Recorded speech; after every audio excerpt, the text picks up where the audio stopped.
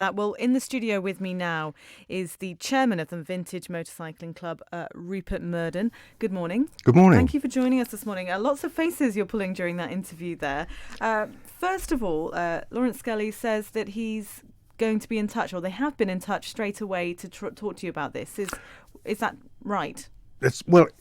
We've been in discussion with the government for a number of weeks, and we decided that we should have a meeting post the Festival of Jurby this year, and that's penciled in, I think, for the 10th or 11th of October, a few days after I return from holiday. And yes, listening to Lawrence there, he's touched on the health and safety issues, but it's going to be very difficult for the government to really assist us. We've met with them before. We were exactly in this position 2 years ago, where the committee felt that it was just getting on top of us all and it was all too much.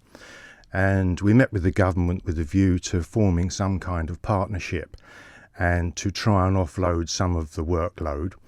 But it became apparent quite quickly that the government's wheels move so slowly that their help would be really not so important to us, because it would mean that anything that we asked them to do, they would have to put out to tender, and that would be take a long time, and really the event would probably be over by the time we actually got to anywhere with it all. So we took it back on, and we took it back on because we realised it's such a fantastic event. It's a wonderful event and we're proud to do it.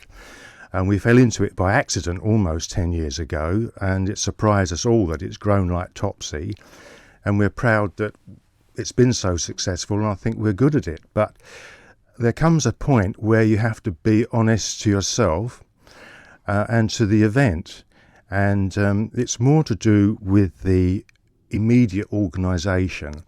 I'm the principal coordinator, and I'm backed by a team, a committee, and on that committee there are at least 4 guys that I would term as heavy lifters, and we're all of the same opinion that we've had enough, quite honestly. It's just too much for us. Well, you said that you're going to be meeting with the Department for Enterprise in a few weeks, in October. Is that why you've made this decision ahead of that meeting instead of hearing what they have to say? That was a difficult choice. We felt, first of all, that having made the decision, we should go to our membership. It's not just the committee that promote the event. On the day, there are over 100 of our members and their partners that put their effort in to make the event successful. And so we felt that we had to talk to them about it. But as importantly, we need to get the message out, because we know that people will be making arrangements in the next few weeks for their holiday plans for next year. And many people may have already. And they may have already made that decision. So we felt that that was a real priority, that we should get it out. And there are a number of issues, even beyond the club's management of the event, insurance issues that are still outstanding and require a great deal of clarification. And it would be impossible to run the event at the moment with so many question marks hanging over the insurance aspect of the organisation at Jurby. So what needs to be done, or what could be done then, from now until the absolute deadline for organisation for next year, to make it work? That's going to be very difficult, because one of the reasons we went to the membership was actually to ask them, is there anybody out there that would want to take over from us? And there doesn't seem to be that appetite there at the moment. And I won't say, or can't say that it won't happen, but it's most unlikely that it will happen. And it's not something the government can really get involved with. We understand our problems, and it's not something that we can pass over to anybody else very easily. As a coordinator, all of the organisation comes into me, from understanding and dealing with all the health and safety issues, and the membership that apply to take part in the event, the other clubs that take part in the event, the coordination of the whole thing. And that's the big deal, really. It needs a coordinator who's got a real appetite for the work. For me, there is no summer anymore. Once the TT's over, it's straight into the Festival of Jurby. And it's 2.5 months flat out full-time work. It's extremely stressful, particularly this year. I mean, every year we do it, there are problems, and every year you think, right, we've overcome those problems. There can't be anything else. And yet this year, 3 major issues crawled out of the woodwork right at the last minute. They all need attention, and it is really, really stressful. Well, you've sold it well. If anyone does want to help out, I mean, it clearly is a huge undertaking, but there is appetite, at least enthusiasm out there for the event. So there may perhaps be people willing to volunteer or join up with you guys. What can they do if they do want to help? Well, I want to go a bit further than that, because there are economic reasons that we need to take into account. And that is that I recall talking to Chris Kinley on the control tower this year, and we were looking at the masses, and Chris turned to me and said, I think you've got a record crowd here. And it certainly looked like that. But at the end of the day, when we counted the ticket sales, we could see quite clearly the numbers of paying customers were falling. They've fallen by about 15% over our all-time high in 2017. The numbers of riders that want to take part in the event have fallen by about 20% this year.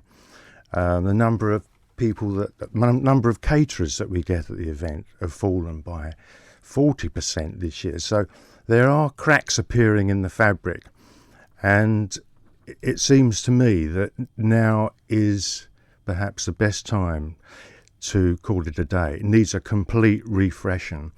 And from a financial aspect, our margins are being squeezed.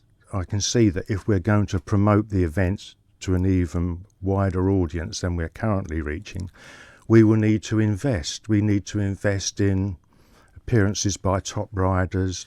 People need to bring over their really rare motorcycles, and that comes at a considerable expense. When you say we need to invest, who are you talking about? Well, we'd be the club, because the club works totally independently of any financial input from the government. So do you foresee that happening? You don't sound particularly optimistic that there's much chance here. No, I'm not optimistic. I'm being realistic. I mean, it's a very, very hard decision. The day we made this decision, I received an email from an American that visited for the Classic TT and said that he had had the best day of his life. He had heard of Agostini, he'd read about him, but he never thought he'd ever have the opportunity to actually meet and shake hands with Giacomo Agostini.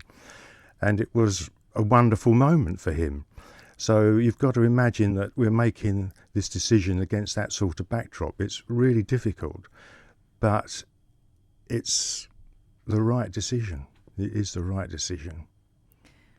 What reaction have you had so far? I mean, in the last 24 hours, even since this news broke, it's certainly been a hot topic that we've seen into the station, on social media. Have you felt that? Yes, I've been overwhelmed, really. Yeah, that's the word, totally overwhelmed by it. But it doesn't change. I feel guilty. I feel really guilty that we're making this decision. And yes, we could go on and do it next year. But the problem we have is that we're old boys. A number of us are in our 70s now. We have no plan of succession within the club. So the problem we face this year, if we were to paper over the cracks and go forward next year, we would have the same problem next year or the year after. It's something that we've got a tiger by the tail, and it's just out of control, really. Well, we'll wait and see it at least. Please do let us know once you've had discussions with the Department for Enterprise, and if anything does change, of course, let us know. But in the meantime, thank you very much for joining us this morning. Thank you. That's Rupert Murden, chair of the Vintage Motorcycling Club.